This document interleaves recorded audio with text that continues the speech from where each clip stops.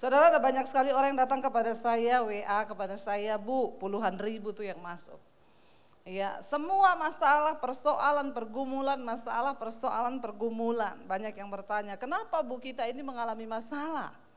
Ya, semua orang pengen lepas dari yang namanya masalah.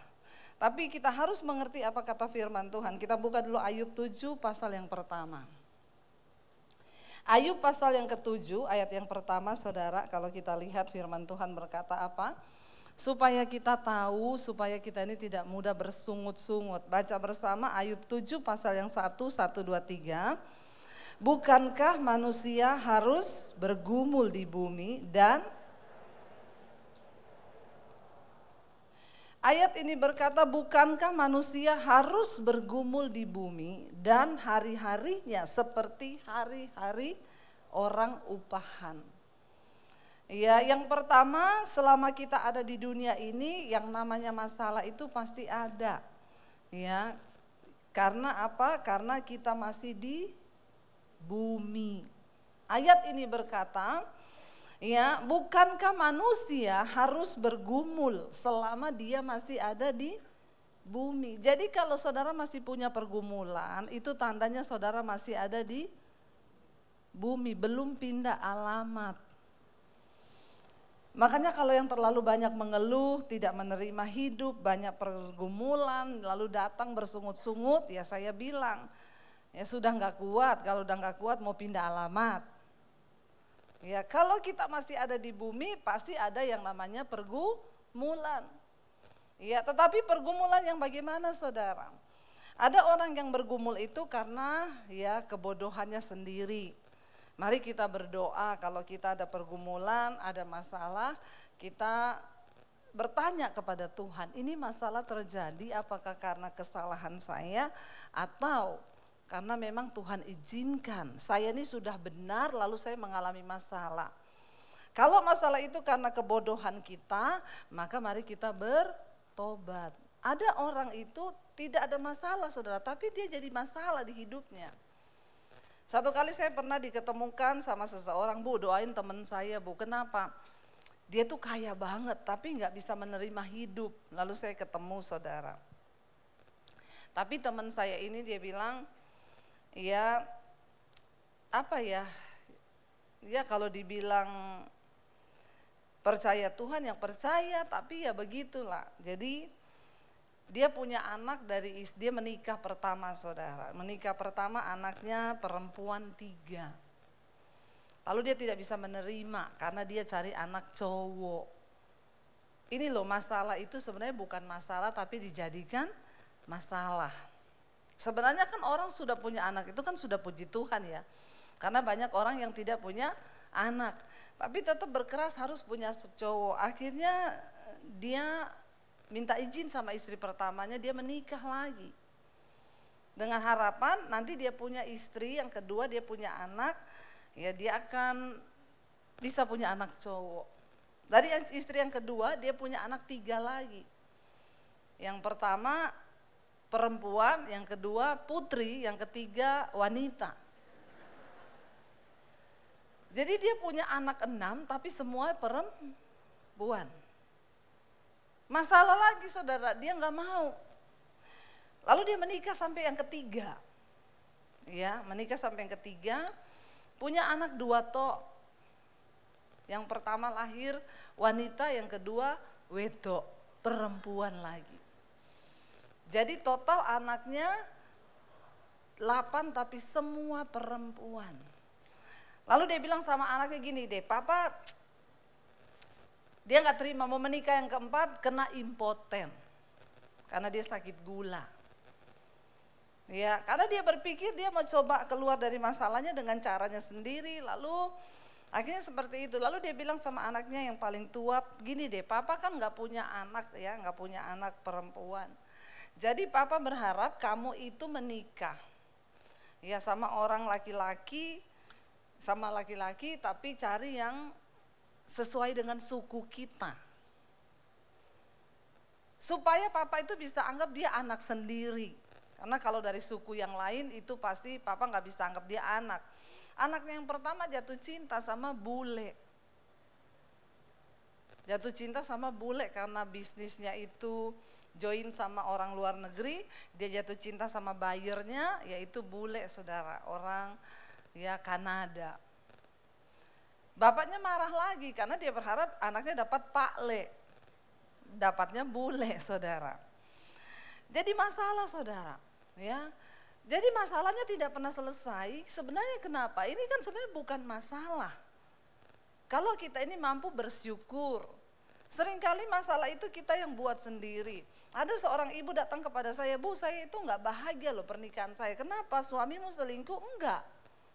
Terus suamimu pelit? Enggak juga. Terus kenapa? Ada masalah apa sampai ibu enggak bahagia? Suami saya itu enggak seperti yang saya mau.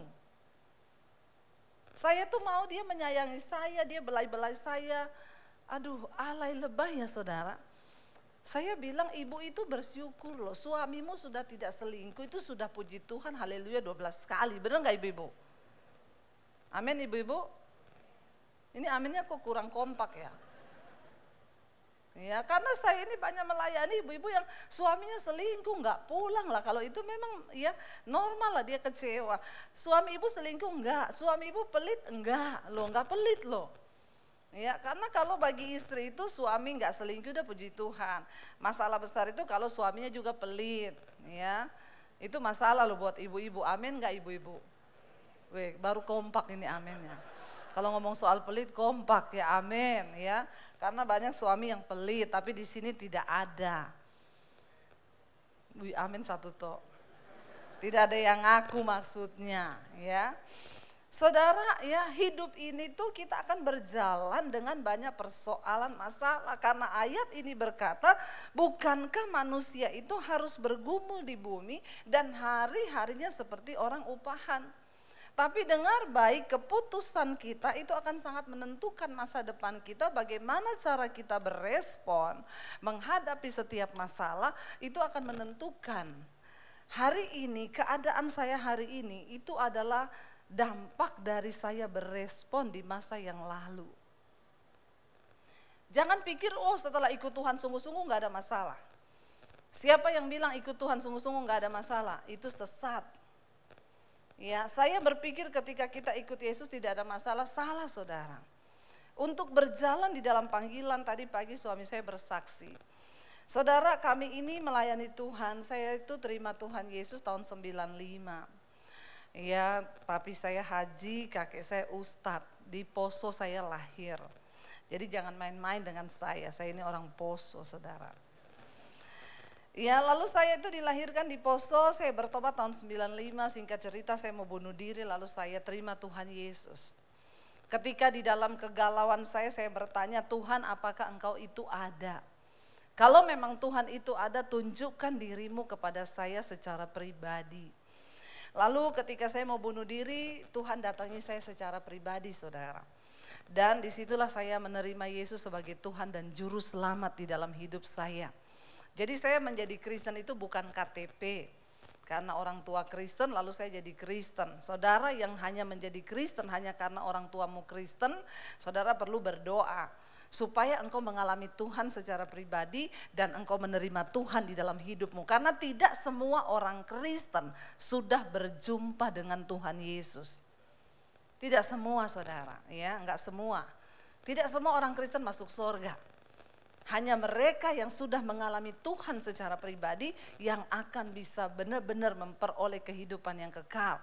Karena kalau engkau cuma jadi Kristen karena orang tuamu Kristen, nah engkau perlu berdoa saudara. Lalu saya mengalami Tuhan secara pribadi tahun 95 ketika saya mau bunuh diri, saya berjumpa Yesus, di situ Tuhan ubahkan. Titik balik dari hidup saya. Tapi saya tidak menyangka, saya pikir ikut Yesus enak, saya pikir ikut Yesus senang, saya pikir ikut Yesus, wah pokoknya semuanya haleluya puji Tuhan 12 kali. Tapi ketika saya terima Yesus, tantangan pertama datang dari keluarga saya mau dibunuh sama orang tua saya. Lalu singkat cerita saya diusir dari keluarga saya tahun 96. Saya disuruh memilih, kalau kamu pilih Yesus kata papi saya, kamu pilih Yesus, kamu pilih keluarga atau Yesusmu. Kalau kamu pilih Yesus, angkat kaki dari rumah ini dan jangan anggap kamu punya keluarga lagi. Dan kalau kamu mau tinggalkan keluarga, papi saya bilang satu, jangan bawa ijazah ya. Yang sekolahin kamu tuh saya mau lihat kalau kamu nggak bawa ijazah, saya mau lihat Yesus kasih makan kamu pakai apa. Ya, dan itu menjadi sebuah tantangan bagi saya tidak bisa meninggalkan Yesus. Ketika waktu itu mau dibunuh, saudara, diancam, papi saya itu nggak main-main, dia punya pistol di lemari. Jadi saya ketakutan tiap hari, saudara, tapi ya itu yang Rasul Paulus maksud, tidak ada satu orang pun yang bisa pisahkan kita dari kasih Kristus kalau kita sudah mengalami Tuhan. Di sini loh saudara, kuncinya kenapa kita harus mengalami Tuhan, supaya kita iman itu nggak mudah goyah. Ada kan orang cuma karena jodoh tinggalin Yesus, cuma karena jabatan tinggalin Yesus. Ya ada yang bilang, Bu itu artis dulu Kristen, sekarang ya itu berarti dia belum ketemu Tuhan. Kalau orang sudah ketemu Tuhan, dia akan berkata seperti Rasul Paulus bilang, tidak ada satupun yang bisa pisahkan aku dari kasih Kristus. Entah itu kelaparan, ketelanjangan, atau aniaya sekalipun, nyawa pun taruhannya tidak akan bisa pisahkan kita dari kasih Kristus. Itu yang saya alami, saya diancam, mau dibunuh, mau apa semua, tapi saya jalani dengan air mata dalam penganiayaan. Lalu tahun 95 saya terima Yesus, 96 saya diusir. Saya tinggalkan kota Poso, saya ke kota Palu, saudara, cuma bawa beberapa pakaian. Tanpa uang 1 sen pun, saya nginep di kos-kosan di tempat sepupu saya. Untuk bisa numpang makan, numpang tinggal di kos-kosan, saya cuci baju anak-anak kos, saya nyapu, nyetrika, ngepel. Itu tidak pernah saya lakukan sebelumnya. Tapi Tuhan suruh dan Tuhan izinkan. Makanya orang kalau ikut Yesus itu harusnya menderita. Kalau saudara belum menderita berarti saudara belum sungguh-sungguh ikut Yesus. Bilang amin dong. Gak usah melongo kayak gitu sama saya. Dengan tatapan yang aneh.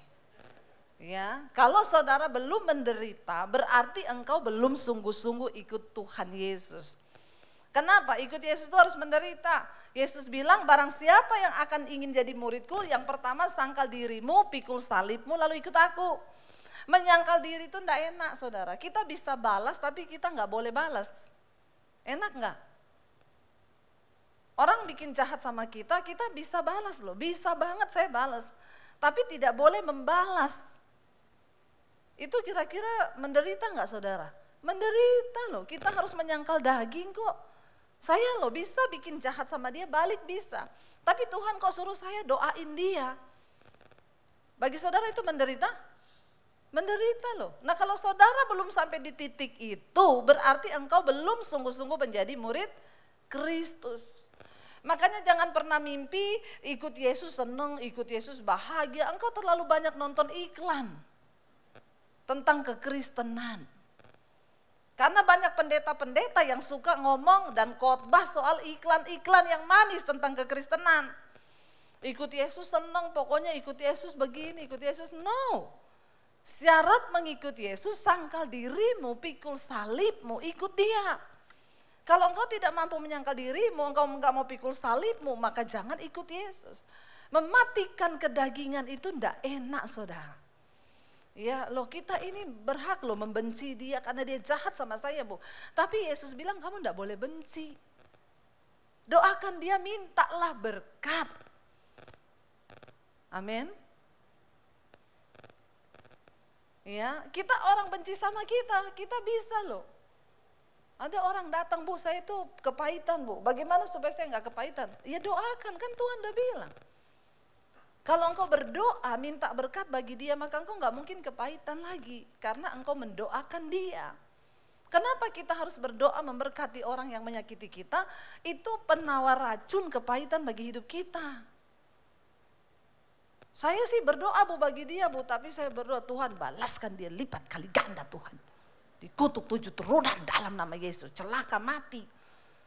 Nah itu kita doanya begitu ya, tapi nggak boleh. Jadi itu daging saudara yang harus kita kalahkan ketika kita mulai ikut Yesus. Ada banyak hal yang dulu bisa aku lakukan, sekarang nggak bisa. Saya mengikut Tuhan, akhirnya saya mulai masuk dalam panggilan. Saya berjalan di dalam panggilan tahun 96, saya keluar dari rumah, 97 saya masuk sekolah Alkitab di Makassar. Ya, lalu 1 tahun saya diproses di tempat kos-kosan. Saya berdoa puasa saudara. Lagi doa puasa di tempat kos-kosan itu saya dapat penglihatan, saya berdiri di depan ribuan orang saudara. Lalu saya berkhotbah. Waktu berdoa itu, begitu buka mata, amin, pakaian kotor. Tidak seindah di dalam hadirat Tuhan loh. Begitu amin buka lihat kenyataan. Ya ampun, kenyataannya begitu. Tahun 96 itu saya alami, saya terima janji Tuhan. Bangsa-bangsa akan menanti pengajaranmu, pulau-pulau menanti pengajaranmu. Buka mata, piring kotor, kain pel di kos-kosan. Mana janji-janji Tuhan itu? Saya ikut Yesus dari tahun 95, isinya menderita, terus menderita. Tapi saya mau bersaksi sama saudara, hari ini semua yang Tuhan janjikan itu digenapi di dalam hidup saya. Tidak ada satupun yang tidak Dia genapi. Ketika apa saudara? Waktu kita dalam pergumulan, biar matamu itu terus tertuju kepada Yesus. Siapa yang bisa menggagalkan rencana Tuhan atas hidup kita? Kita sendiri. Karena kita lari dari panggilan itu. Karena kita berespon dengan tidak benar. Mari berespon dengan benar dalam setiap persoalan hidupmu. Jalani satu demi satu. Taat pada Tuhan, taat pada firman-Nya. Hari ini saya melihat saudara, benar itu digenapi. Ya, saya pelayanan sekarang di YouTube channel saya, itu Debbie Basir TV, buat yang belum subscribe. Tolong subscribe, like, komen dan share. Berapa banyak yang ikut channel saya, yang ikut mesbah doa, mesbah syukur tiap hari ini, ada yang belum, yang lainnya yang belum bertobat. Saudara, saya melihat bagaimana Tuhan membalikkan keadaan. Ini yang banyak yang belum ikut, jadi makanya saya mau bersaksi. Mungkin ada yang sudah dengar kesaksian saya. Awal pandemi terjadi, saya dan suami saya ini kami hidup melayani Tuhan. Full time, tapi kami tidak dapat gaji dan kami tidak full time di satu gereja. Kami full time bagi Tuhan dan full heart bagi Tuhan. Saya penginjil. Jadi kita pelayanan ya hidup dengan iman saudara. Tiba-tiba pandemi datang. Semua jadwal di cancel, saya pun tidak ada pelayanan. Tapi 2019 saya itu dapat pernyataan dari Tuhan. Tahun depan, kata Tuhan ketika saya berdoa, terserahlah orang mau bilang kata Tuhan, kata Tuhan. Kalau saudara sudah gak percaya Tuhan ngomong, makanya Anda orang yang sangat malang dan kasihan. Saya percaya Tuhan masih bicara. Buat apa kita nyembah Tuhan yang gak bisa bicara? Buat apa kita nyembah Tuhan yang tidak bisa ngomong dan menuntun kita? Karena ada orang bilang itu hamba Tuhan gampang banget ya ngomong Tuhan ngomong. Lah kalau lu gak dengar suara Tuhan terus lu dengar suara siapa? Kalau gak dengar suara Tuhan berarti dengar suara setan. Kan di dunia ini cuma dua kan, Tuhan sama setan. Saudara, saya itu mendengar suara Tuhan 2019, tahun depan aku akan memberkati engkau dengan tuaian bangsa-bangsa dan berkat bangsa-bangsa. Saya ngomong sama suami saya 2019, tapi Tuhan bilang kamu siapin wadah. Saya nggak tahu kalau pandemi akan datang kan 2020 kan. Saya pikir wadahnya apa ya? Jadi kita tuh berpikir waktu itu akhirnya mulai bergumul, kita dapatnya media saudara. Pelayanan penginjilan lewat media, kalau bangsa-bangsa ini berarti media yang bisa menjangkau. Kan nggak mungkin saya pergi khotbah di bangsa-bangsa, di mana di Amerika, di mana itu kan nggak, secara manusia waktu itu tidak terpikir dan tidak mungkin. Saya urus visa aja ditolak terus saudara, karena nama saya Basir, dipikir teroris. Lalu saudara, ya udah akhirnya kita media, bergerak di media, saya bilang ayo kita mulai cari, berarti kalau media itu kata suami saya TV. Saya pergi ke satu stasiun TV swasta, saya tanya kalau saya mau syuting buat rohani itu gimana? Oh bisa Bu, nanti Ibu ajukan aja dulu ke kita, Ibu harus syuting minimal 10 episode ada di depan, pakai aja studio kami di TV ini, tapi satu episode itu kena 6 juta. Udah komplit pakai syuting kita, pakai ini kita 6 juta berarti kalau 10 60 juta itu Ibu bayar di depan. Terus saya tanya, terus itu sudah pasti ditayangkan belum? Oh belum, itu baru syuting toh.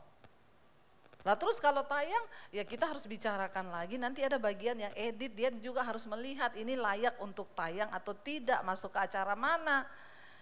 Dalam hati saya 60 juta, waktu itu saya nggak punya uang 60 juta. Aduh mahal sekali ya, kalau gitu enggak jadi, kita mundur, terhormat.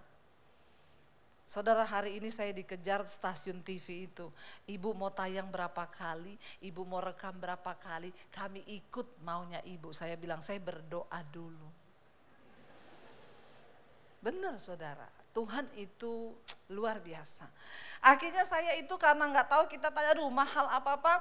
Lalu kita belum kepikiran YouTube waktu itu saudara. Tapi akhirnya ya singkat cerita lah, karena kalau saya ke Bali, saya pelayanan, saya sama mami saya ketemu orang di kafe.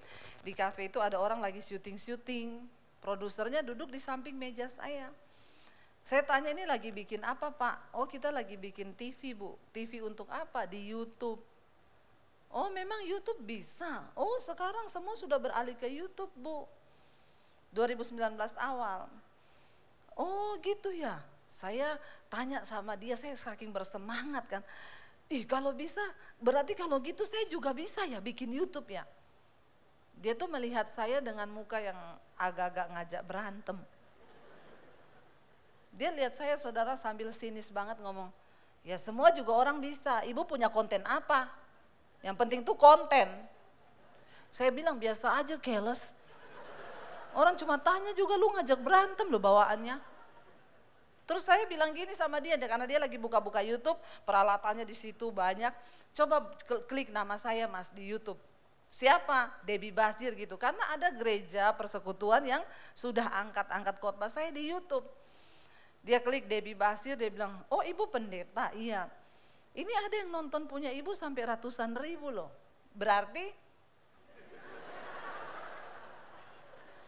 Berarti ibu sudah lumayan punya nama di YouTube, bikin aja Bu. Berarti bisa saya, bisa Bu. Baru mukanya itu, memang dunia itu membutuhkan pembuktian saudara. Akhirnya saya ya sudah, saya pulang ngomong ke suami, saya dapat kayaknya ini say.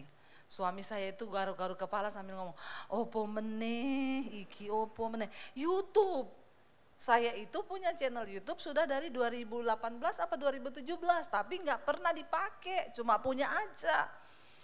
Ya udah ini dibikin jadi apa, DB TV ya. Ya udah kita syuting, kata suami saya, beli kamera dari mana? Kita nggak punya uang, kita nggak punya ini. Pokoknya apa yang ada, kata itu Mas bisa kok kita syuting pakai iPhone juga bisa. Jadi dulu kalau syuting cari kafe-kafe yang lightingnya pakai matahari. Jadi keringetan saudara, mulailah syuting, apa yang bisa di-syuting pokoknya naik dulu lah, Debbie Basir TV naik, ada channel YouTube. Lalu saudara akhirnya saya mulai bikin khotbah. Siapa yang menyangka tiba-tiba 2020 benar-benar pandemi datang. Dan gereja tutup, tidak bisa beribadah. Waktu 2020 itu sebelum pandemi channel saya sudah 50.000 subscribernya. Lalu ketika pandemi terjadi gereja tutup, itu memang benar-benar malaikat saudara. Satu hari channel saya itu nambah 1.000 subscribe, satu hari. Kok enggak wow ya? Menurut saudara itu biasa gitu? Saudara tolong kalau saya khotbah itu agak-agak ekspresi sedikit ya. Biar saya itu tidak mengantuk lihat saudara. Ya semua tuh mukanya itu kosong, tatapannya itu kayak tidak bersemangat gitu ya. Kalau lihat gitu, wow. Coba saudara bikin channel YouTube, coba. Saudara pikir cari subscribe itu gampang, benar apa benar? Nah, baru iya ngomong, wow dong gitu, wow. Nah gitu saudara ya. Jadi saya juga semangat kalau khotbah, karena respon saudara itu menjadi energi bagi saya. Saudara akhirnya tuh satu hari tambah 1.000, padahal YouTube ngomong loh, itu kalau satu minggu ada channel yang nambah subscribe-nya 1.000 itu pasti hacker. Jadi saya punya di hacker sama malaikat. Satu hari nambah 1.000, hari ini mencapai hampir 600.000 subscribe. Nah itu baru wow. Ya kita doakan ya, pokoknya pertengahan tahun depan sudah 1 juta lah saudara. Saya melihat apa yang Tuhan buat saudara. Dan yang orang kenal dari channel saya itu Mesbah Doa malam sama Mesbah Doa Syukur pagi. Sekali tayang jam 8 malam itu Mesbah Doa sekitar hampir 60 ribuan yang lihat. Kalau Mesbah pagi itu sekarang hampir mencapai 100 ribu setiap hari yang nonton. Nggak usah ditanya uangnya berapa, Bu. Ada lagi jemaat yang protes, Bu bisa nggak YouTube-nya nggak usah dikasih iklan. Saya bilang sudah nggak kolekte loh. Kamu itu kan sudah tidak kolekte. Saya ada iklan aja diprotes loh. Lah terus saya dapat dari mana saudara? Kan itu juga butuh pelayanan tuh butuh dana. Butuh kita beli kamera. Saya 2020 ini di masa pandemi saudara. 2020 lalu saya bangun studio loh DBTV loh. Nggak wow lagi kan. Bukan cuma Atta Halilintar loh. Kalau saudara tidak mau lihat iklan, lihat di skip. Makanya kenapa kami tayang live streaming jam 8 sama jam 5. Yang tidak mau lihat iklan, nonton live streamingnya. Tidak mau lagi kalau waktunya enggak cocok, Bu. Ya ambil premium dong, kok kayak orang susah ya. Maaf saudara ya, orang Kristen itu maunya selalu gretong. Ya sukanya gratisan, pokoknya kalau gratis itu seneng. Dia pikir ini semua, saya bersyukur saudara. Di tengah masa pandemi, Tuhan itu, saya tuh bilang sama suami, tiba-tiba pandemi datang. Lalu suami saya bilang, ini kita bagaimana ya say? Dan gak tahu kan sampai tahun berapa kan? Kita di rekening gak punya duit. Saya bilang sama suami, yang terburuk kita jual rumah di Jakarta. Kita pulang ke Solo. Itu yang terburuk karena suami saya orang Solo. Ya, tapi jangan pernah menyalahkan Tuhan. Semua yang Tuhan izinkan terjadi itu pasti mendatangkan kebaikan. Kita jual rumah, kita pulang ke Solo karena hanya rumah yang kita punya. Saya enggak punya aset emas, apa enggak ada saudara. Ya, kalau yang masih punya emas batangan kan bisa dijual ya. Saya punya emas, ya ini 70 kilo Mas Daniel. Itu pun dijual enggak laku. Makin naik timbangannya makin turun harganya. Beda sama emas batangan kan, makin naik timbangan makin naik harganya. Jadi saya bilang yang kita punya rumah. Tiba-tiba saudara ya kita pokoknya jalani dengan bersyukur. YouTube itu saya tuh dapat Mesbah Doa itu bukan konten yang saya cari-cari. Kita cari konten apa ya yang menarik.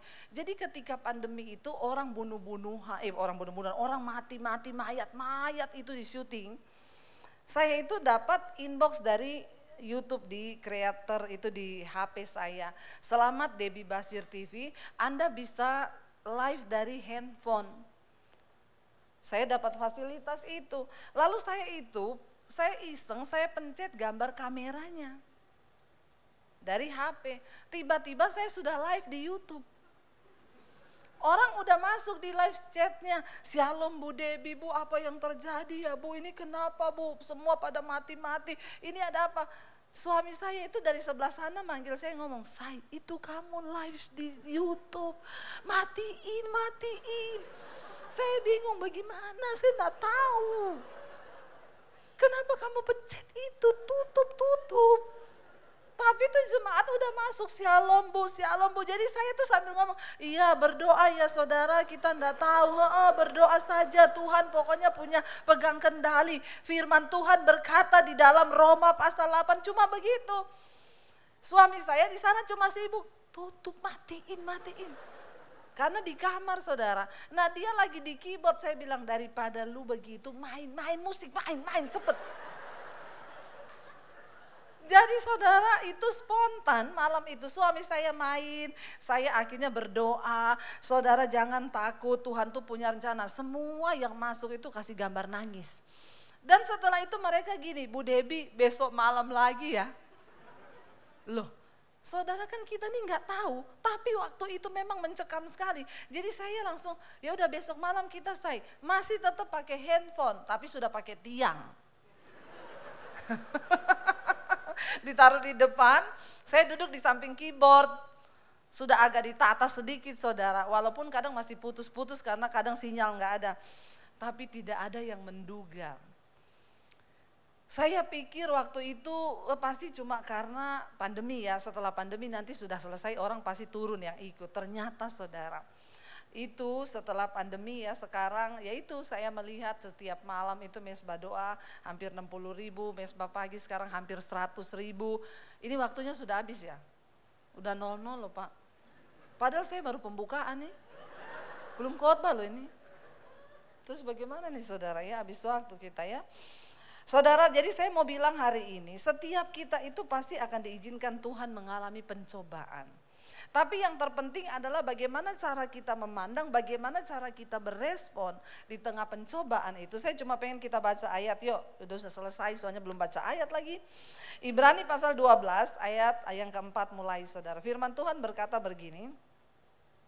Ibrani pasal 12 ayat yang keempat mulai, ya baca bersama 1, 2, 3. Dalam pergumulan kamu melawan dosa, kamu belum sampai mencucurkan darah.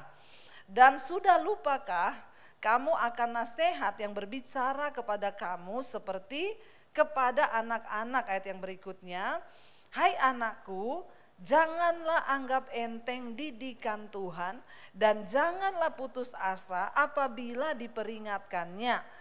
Karena Tuhan menghajar orang yang dikasihinya dan ia menyesa orang yang diakuinya sebagai anak. Kalau hari ini saudara punya pergumulan, bersyukur. Artinya apa? Tuhan menganggap engkau anak. Amin. Satu kali ada ibu-ibu yang telepon sama saya, Bu, suami saya belum bertobat. Ibu sudah bicara, sudah Bu, tetap selingkuh, tetap pulang sesukanya dia. Dan sekarang ibu berdoa bagi dia, iya saya tetap berdoa. Jadi sekarang saya doanya harus bagaimana Bu Debbie? Sekarang doa ibu ganti, Tuhan hajar suamiku. Jadi begitu doanya Bu, iya. Tuhan hajar suamiku dengan caramu supaya dia bertobat. Satu kali suaminya pulang malam, istrinya bilang gini, dari mana? Ngapa tanya-tanya? Oh ya udah, saya sudah berdoa kok buat kamu. Doanya apa? Tuhan hajar suamiku. Dia bilang, kenapa kamu istri bisa berdoa begitu? Saya yang ngajari Bu Debbie Basir. Dia bilang, yang pendeta yang sering kamu dengar di YouTube itu? Iya, makanya jangan dengar-dengar pendeta sesat. Kenapa ada istri disuruh berdoa buat suaminya disuruh hajar? Tiba-tiba telepon saya berdering. Halo, ini dengan Ibu Debbie Basir? Iya. Ini saya dari suaminya ibu ini. Benar ibu suruh istri saya berdoa supaya Tuhan menghajar saya dengan cara Tuhan? Iya. Ibu pendeta macam apa? Kenapa ibu suruh istri saya berdoa begitu? Saya bilang, Pak, jangan terlalu pede ya Pak. Bapak jangan terlalu pede, jangan marah-marah sama saya. Alkitab bilang Tuhan itu menghajar orang yang dia kasihi dan dia anggap anak. Jadi Bapak jangan terlalu pede. Kalau Bapak dikasihi Tuhan dan Bapak masih dianggap anak, maka Tuhan akan menghajar Bapak supaya Bapak bertobat. Tapi kalau Bapak tidak dikasihi, Bapak mati Pak, binasa Pak, terkutuk karena dosa. Langsung teleponnya putus, nit. Emang enak? Saudara ngerti kebenaran, mengerti kebenaran. Kalau engkau masih dikasihi Tuhan, maka Tuhan akan menghajar. Kalau engkau masih dikasihinya, engkau akan dihajar. Tapi kalau Tuhan sudah tidak mengasihi seseorang, makanya kita lihat banyak orang mati di hotel lagi bersinah, sudah tidak ada belas kasihan. Sebenarnya Alkitab bilang Tuhan itu tidak berkenan loh pada kematian orang fasik. Tetapi dia berkenan pada pertobatannya. Tapi kalau orang tidak mau bertobat dan memang sudah tidak ada dalam belas kasihan Tuhan, yaitu dia. Makanya kita dengar berita lagi selingkuh, mati di hotel, kena serangan jantung. Apa Bapak mau tunggu yang seperti itu Pak? Saya bilang, jangan terlalu GR Pak, emang lu dikasihi Tuhan? Kalau Bapak dikasihi Tuhan, Bapak akan bertobat. Karena Tuhan akan menghajar Bapak dengan caranya dan membawa Bapak bertobat. Tapi kalau Bapak tidak dikasihi Tuhan, engkau terus aja dosa Pak. Engkau sehat, tiba-tiba jantungmu berhenti. Mati kau Pak, binasa. Sekarang itu sudah gak usah pakai basa-basi hadapi orang Kristen. Saya gak suka pakai basa-basi yang alus-alus, sudah gak mempan. Ya, karena sekarang itu manusia lebih setan dari setan. Ya, jangan salahin setan apa-apa ya. Selingkuh gara-gara setan, Bu. Ih, setan bilang enak di lu, sial di gua. Yang selingkuh lu, yang salah gua lagi. Kasihan loh setan itu. Bener-bener kasihan, sampai setan bilang sama Tuhan, saya udah gak mau jadi setan Tuhan. Kenapa? Manusia lebih setan dari setan. Sekarang setan sembunyi aja di gua-gua, di hutan-hutan, dicari pakai kamera buat konten. Coba apa enggak manusia itu lebih setan dari setan? Karena kalau yang mengandung setan itu rame ditonton orang sampai jutaan, saudara. Makanya setan bilang kita aja dikaryakan loh. Dipakai cari duit setan loh. Ya, kata kuntilanak aja ya, saya itu baju saya panjang sampai di bawah, bolongannya 1 tok di belakang. Orang Kristen zaman now udah bajunya pendek, bolong di mana-mana. Makanya kata kuntilanak yang setan eke apa ye? Bertobat orang Kristen. Katakan amin. Saudara, ya kalau engkau masih dikasihi dan dianggap anak, maka engkau akan dihajar. Tapi kalau enggak, sorry. Makanya kita bertobat hari ini. Ya bilang Tuhan, kalau engkau kasihi aku, hajar aku Tuhan. Kasih tahu apa yang harus aku benahi di hidupku. Aku lebih rela menderita karena kebenaran. Supaya ketika Tuhan datang, aku kedapatan layak. Saudara, untuk masuk sorga itu tidak gampang ya. Jangan engkau pikir sorga itu murahan. Apalagi saudara sekarang dengar khotbah-khotbah ya, yang enak-enak, yang ringan-ringan. Untuk masuk sorga, sorry, Anda mau masuk istana presiden aja, itu tidak mudah loh. Benar apa benar? Terus pikir masuk sorga gampang. Kalau engkau tidak habiskan kedaginganmu, kalau engkau tidak bertobat, maka engkau tidak layak, saudara. Bukan orang yang berseru padaku Tuhan, Tuhan yang akan masuk dalam kerajaan sorga, kata Yesus. Hanya mereka yang melakukan kehendak Bapa.